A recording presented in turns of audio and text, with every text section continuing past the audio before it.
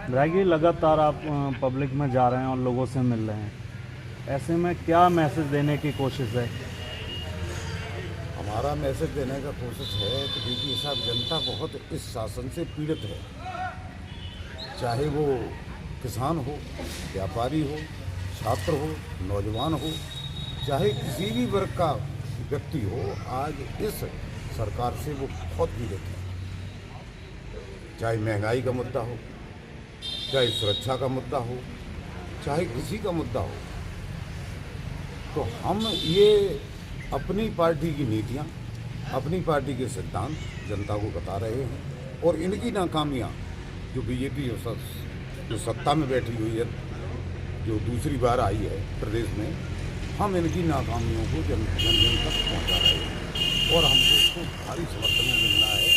और निश्चित है कि 27 में आने वाले चुनाव में 100% नहीं, मैं 2000% की आपको गारंटी देता हूँ कि यही मैनपुरी की जनता इस सीट को जो हम हार गए थे वो पुनः अखिलेश जी के कदमों में रखेगी। जिस तरीके से आप मेहनत कर रहे हैं, आपकी मेहनत को देखकर अगर पार्टी आपको चुनाव लड़ाती है तो आप चुनाव लड़ने के लिए तैयार हैं? नहीं, पार्टी अगर चुनाव लड़ाएगी, पार्टी का आदेश होगा। भाई हमारा नेतृत्व है, जब नेतृत्व की ही हम नहीं मानेंगे तो हमारा काहे का नेतृत्व को तो हमें स्वीकार करना पड़ेगा।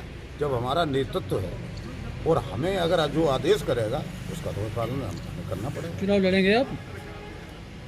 अगर नेतृत्व आदेश करेगा तो चुनाव लड़ूंगा। मैं कमज़ोर नहीं हूँ और मैं भयभीत नहीं हूँ और न किसी को भयभीत करता हूँ।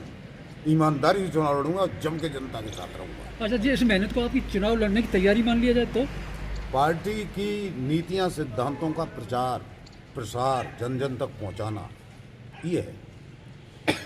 2 साल पहले से ही आपको लगा दिया गया है फील्ड में?